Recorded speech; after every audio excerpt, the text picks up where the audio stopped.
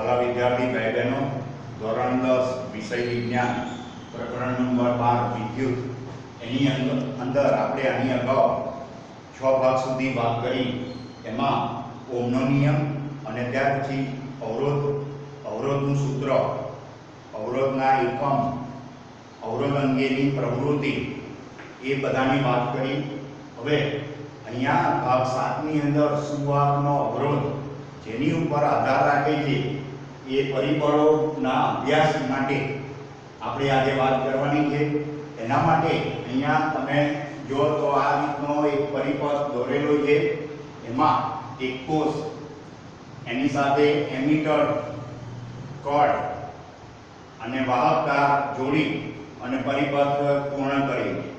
અહીંયા જે આકૃતિમાં 1 નંબર બતાવેલો છે, 1 નંબરમાં તો સૌપ્રથમ પહેલા આપણે L લંબાઈનો નિક્રોમ તાર અહીંયા રાખીએ છીએ અને પ્લગમાં કડ ભરાવી અને એમીટર પરનું અવલોકન એટલે કે વિદ્યુત પ્રવાહનું મૂલ્ય આપણે માપીએ છીએ। હવે એ L લંબાઈનો નિક્રોમ તાર છે, આકૃતિ શું ઉલ્લેખ કરે છે એ પણ ધ્યાન રાખજો।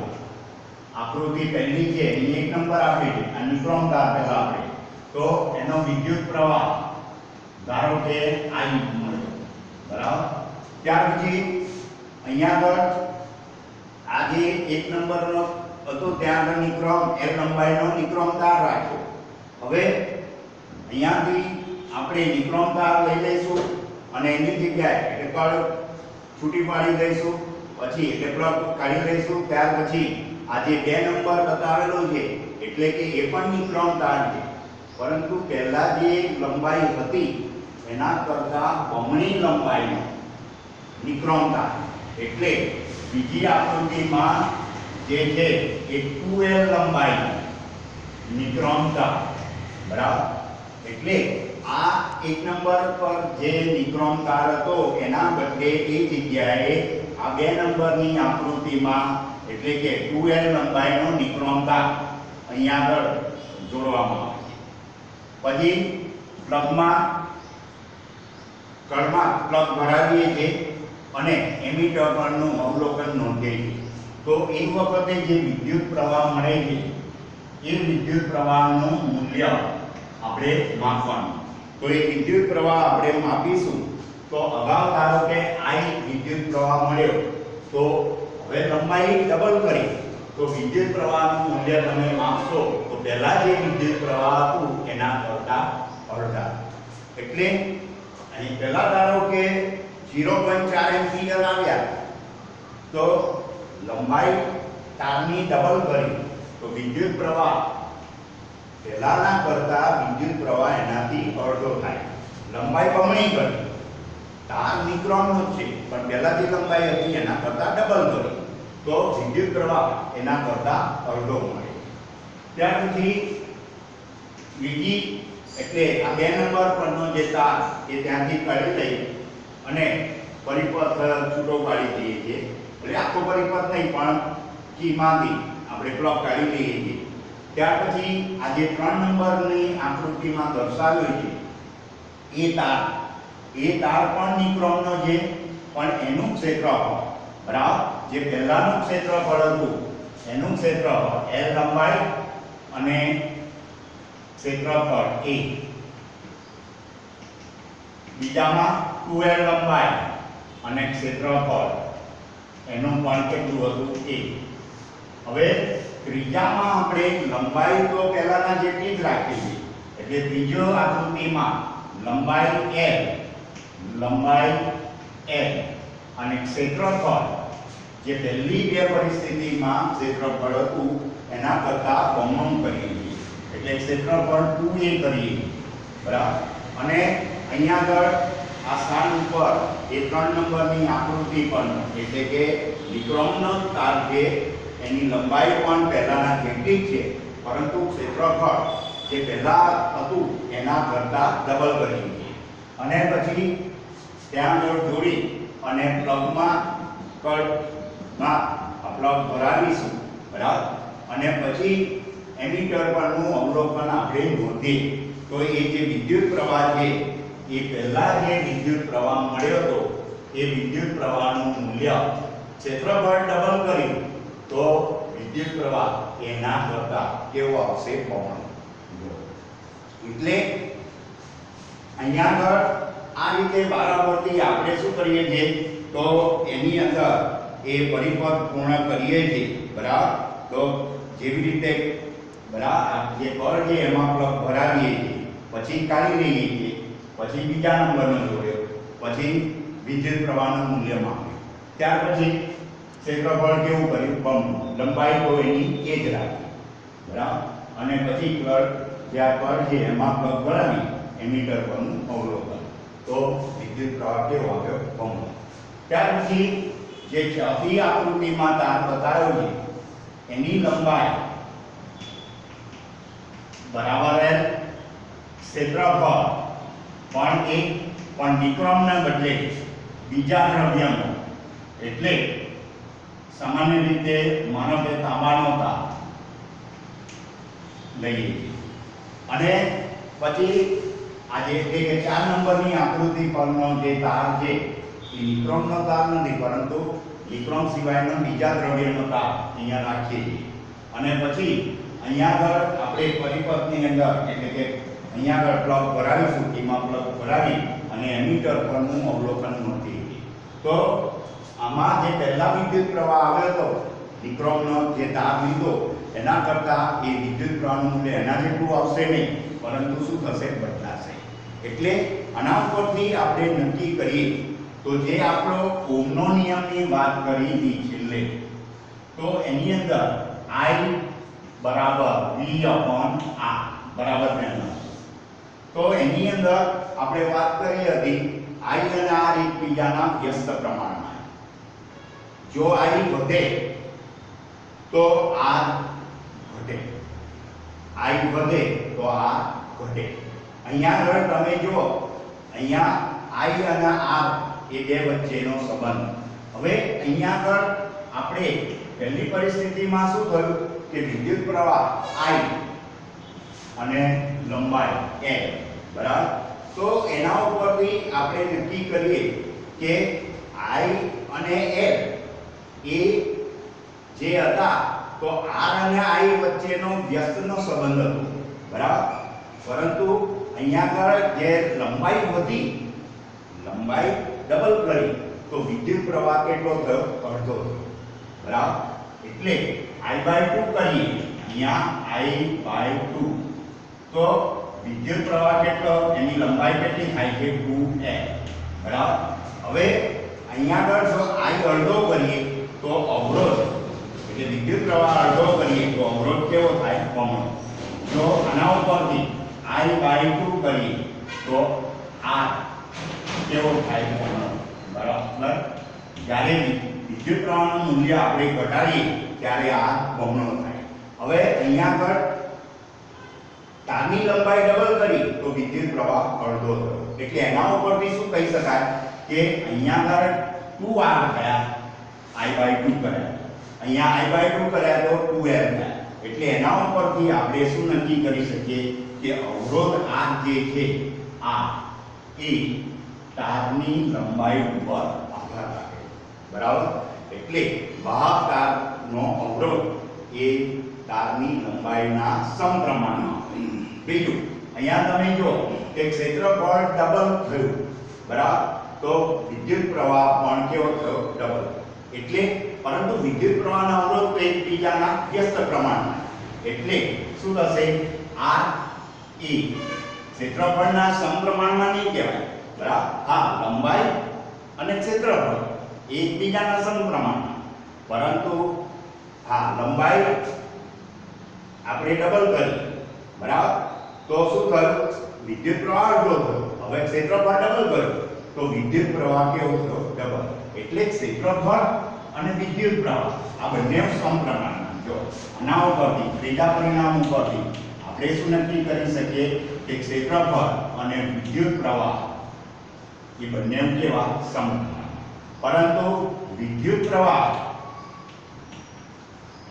એ અવરોધનો વ્યસ્ત બરાબર, એકના છેદમાં અવરોધ. એટલે ક્ષેત્રફળ ચલે છે ક્ષેત્રફળ એ વિદ્યુત પ્રવાહના સમપ્રમાણમાં જે આના ઉપરથી નક્કી કરે તો અહીંયા આગળ વિદ્યુત પ્રવાહ એ અવરોધના વ્યસ્ત પ્રમાણમાં બરાબર એટલે ક્ષેત્રફળ એ શું થશે વિદ્યુત પ્રવાહના સમપ્રમાણમાં વિદ્યુત પ્રવાહ એ અવરોધના વ્યસ્ત પ્રમાણમાં બરાબર એટલે આનાથી ઉલટું કે અવરોધ એ ક્ષેત્રફળના શું કહેવાશે વ્યસ્ત પ્રમાણમાં એટલે ત્રીજી પરિસ્થિતિમાં શું થશે અવરોધ R એ ક્ષેત્રફળના વ્યસ્ત પ્રમાણ અને આ બંનેને ભેગા કરી તો એના ઉપરથી R ચલે છે L/A બરાબર હવે આ અચળાંક દૂર કરીએ અને એના માટે આપણે એક સંકેત મૂકીએ અચળાંક બરાબર તો આ ચલનનું ચિહ્ન દૂર કરવા તો એના માટે આવી રીતે સ્મોલ p અચળાંક તરીકે લઈએ છીએ અને આ જે સ્મોલ p લીધો એ બરાબર જે વાહકની અવરોધકતા છે એને શું કહીએ છીએ અવરોધકતા એને ρ તરીકે કહેવાય શું કહેવાય ρ એટલે વાહકની અવરોધકતા એટલે અવરોધકતા સ્મોલ p તરીકે હવે એ અવરોધકતાને આપણે સૂત્રનો કર્તા બનાવવો હોય તો શું થશે r ની જોડે ગુણાશે અને l શું થશે છેદમાં આવશે એટલે અવરોધકતા એનું સૂત્ર બનશે r * a/L એટલે ρ દ્રવ્યની અવરોધકતા એ અવરોધ અને ક્ષેત્રફળના સમપ્રમાણમાં અને લંબાઈના વ્યસ્ત પ્રમાણમાં એવું આપણે આ સૂત્ર મેળવી શકીએ બરાબર હવે એનો એકમની વાત કરવી હોય બરાબર એટલે આ ρ એટલે કે અવરોધકતાના એકમની વાત કરવી હોય તો r નો એકમ r એટલે કે અવરોધનો એકમ બરાબર તો શું કહીએ છીએ ઓહમ ક્ષેત્રફળ તો મીટર ગુણ્યા મીટર એટલે મીટરનો સ્ક્વેર કહો બરાબર મીટર સ્ક્વેર અને અહીંયા લંબાઈનો એકમ મીટર બરાબર તો ઉપર મીટર બે વખત છે નીચે એક વખત તો આ બે વખતમાંથી એક વખત ઉડી જશે એટલે શું રહેશે ઓહમ મીટર બરાબર એટલે વાહકની અવરોધકતા બરાબર એટલે અહીંયા આગળ અવરોધકતા માટે એનો એકમ આપણે શું ગણીશું તો જો વિદ્યુત અવરોધકતા જે p ρ તરીકે આપણે લીધું તો એનો એકમ આવ્યો ઓહમ મીટર શું કહેવાશે ઓહમ મીટર SI એકમ કઈ રીતે આવ્યો ખબર પડી તો એનું સૂત્ર અવરોધ ગુણ્યા ક્ષેત્રફળ ભાગ્યા લંબાઈ અવરોધનો એકમ ઓહમ ક્ષેત્રફળનો એકમ મીટર સ્ક્વેર અને લંબાઈનો એકમ મીટર બરાબર તો મીટર સ્ક્વેરમાંથી મીટર 2 ઘાત ગુણ્યા 1 ઘાત એટલે 1 ઘાત ઉડી જશે એટલે અવરોધકતાનો એકમ ઓહમ મીટર એમ કહેવાશે બરાબર તો આ અવરોધકતા જે મળી એ શું છે એક પ્રકારની દ્રવ્યની લાક્ષણિકતા બરાબર ધ્યાન હવે ખાસ કરીને જે ધાતુઓ અને મિશ્ર ધાતુઓ હોય છે એની અવરોધકતા ખૂબ ઓછી હોય ધાતુઓ અને મિશ્ર ધાતુઓ બરાબર એની અવરોધકતા ઓછી એટલે આપણે એને સામાન્ય રીતે વિદ્યુત વાહક તરીકે આપણે ધાતુઓનો ઉપયોગ કરીએ છીએ કારણ એની વિદ્યુત અવરોધકતા ઓછી અને એની અવરોધકતાનો વિસ્તાર ધાતુ અને મિશ્ર ધાતુ એની અવરોધકતાનો વિસ્તાર તમારે યાદ રાખવાનો છે 10⁻⁸ ઓહમ મીટર થી 10⁻⁶ ઓહમ મીટર એટલે ધાતુઓ અને મિશ્ર ધાતુઓની અવરોધકતાનો વિસ્તાર 10⁻⁸ ઓહમ મીટર થી 10⁻⁶ ઓહમ મીટર બરાબર આથી ધાતુ અને મિશ્ર ધાતુ એ વિદ્યુતના શું છે સારા વાહકો છે હવે સામાન્ય રીતે આપણે જે અવાહકો હોય રબર છે પ્લાસ્ટિક છે કાચ છે બરાબર આ બધા અવાહકોનો જે અવરોધકતાનો વિસ્તાર છે એ 10⁻12 ઓહમ મીટર થી 10⁻17 ઓહમ મીટર આપણા માટે અવાહકો બરાબર એટલે અવાહકોની અવરોધકતાનો વિસ્તાર 10⁻12 ઓહમ મીટર થી 10⁻17 ઓહમ મીટર છે બરાબર એટલે આ ખાસ યાદ રાખજો હવે જે દ્રવ્યનો અવરોધ છે એ અવરોધ અને અવરોધકતા એ બંને એ તાપમાનની સાથે શું થતા હોય છે બદલાતા હોય એટલે જેમ તાપમાન વધે તો અવરોધકતાના મૂલ્યમાં પણ શું થાય છે? ફેરફાર થતો હોય. એટલે અવરોધ અને અવરોધકતા આર અને રો, ઓમ અને રો, બરાબર. ઓમ અને ઓમ એ કોનો એકમ? અવરોધ. અને ઓમ મીટર એ અવરોધકતા. એટલે અવરોધ આર અને સ્મોલ પી તરીકે એટલે કે રો એ બંને શું થાય છે? તાપમાન ઉપર આધારિત છે. એટલે તાપમાનની સાથે એ શું થાય છે? બદલાતા હોય. હવે જે મિશ્ર ધાતુઓ જે હોય છે એની જે અવરોધકતા હોય છે એ મૂળ ધાતુ કરતાં કેવી હોય છે? વધારે. મિશ્ર ધાતુઓની અવરોધકતા મૂળ ધાતુ જે એની મુખ્ય મૂળ ધાતુઓ હોય છે જેની મદદથી એ મિશ્ર ધાતુ બનેલી છે એના કરતાં મિશ્ર ધાતુની અવરોધકતા કેવી છે? વધારે. મિશ્ર ધાતુઓ એનું કારણ કે મિશ્ર ધાતુઓ ઊંચા તાપમાને દહન થતી નથી. ખાસ ધ્યાન રાખો, બરાબર. એટલે એ જ કારણથી આ જે વિદ્યુતને લગતા કે વિદ્યુત ઉષ્મીય સાધનો એની અંદર મિશ્ર ધાતુનો ઉપયોગ થાય. કારણ એની અવરોધકતા એની મૂળ ધાતુ એટલે કે મિશ્ર ધાતુઓની અવરોધકતા એની જે મૂળ ધાતુ હોય છે એની અવરોધકતા કરતાં કેવી હોય છે? વધુ. એટલે આવા મિશ્ર ધાતુઓ એ ઊંચા તાપમાને એ તરત દહન થતી નથી. એટલે એવી ધાતુઓનો ઉપયોગ વિદ્યુત ઉષ્મીય સાધનોની અંદર વપરાય છે. જેવા કે ઇલેક્ટ્રિક હીટર છે, ઇલેક્ટ્રિક ઇસ્ત્રી છે, ટોસ્ટર છે. ઇસ્ત્રીમાં જુઓ તમે નિક્રોમનો તાપ, બરાબર. એટલે આવી મિશ્ર ધાતુઓ એ શું છે? તરત જ એને તાપમાન વધે તરત જ એ દહન પામતી નથી. એટલા માટે, બરાબર. બીજું જે વિદ્યુત બલ્બ હોય છે એના ફિલામેન્ટની અંદર એક જ માત્ર ટંગસ્ટનનો ઉપયોગ થાય છે. એટલે તાર બલ્બની અંદર જે તાર આવે છે ફિલામેન્ટ એ શેનો હોય છે? ટંગસ્ટન, બરાબર. એ ટંગસ્ટનનો બનેલો હોય. એટલે ટંગસ્ટનનો ઉપયોગ એ બલ્બના ફિલામેન્ટમાં થાય. અને એલ્યુમિનિયમ છે, તાંબુ છે, એ આપણે સામાન્ય રીતે મેં તમને શરૂઆતમાં પણ કહ્યું હતું કે પાવર સ્ટેશનમાં વિદ્યુત ને ત્યાંથી આપણે આપણા ઘર સુધી કે જ્યાં જરૂરિયાત હોય ત્યાં સુધી આપણે તાંબા અને એલ્યુમિનિયમના વાહક તાર દ્વારા એક જગ્યાએથી બીજી જગ્યાએ એને સરળતાથી લઈ જઈ શકીએ છીએ. તો આ તાંબા અને એલ્યુમિનિયમનો જે ઉપયોગ એ વિદ્યુત પ્રવાહના વહન કરતા બરાબર તારોની બનાવટમાં, તો એની પાછળનું મૂળ આધાર શેના ઉપર છે? એમની અવરોધકતા ઉપર, બરાબર. એ અવરોધકતા એના ઉપર આધારિત છે. એટલા માટે એનો ઉપયોગ થાય છે. એટલે તમને આ કારણમાં એટલું છે કે મિશ્ર ધાતુનો ઉપયોગ ઇસ્ત્રી, ટોસ્ટર જેવામાં થાય છે.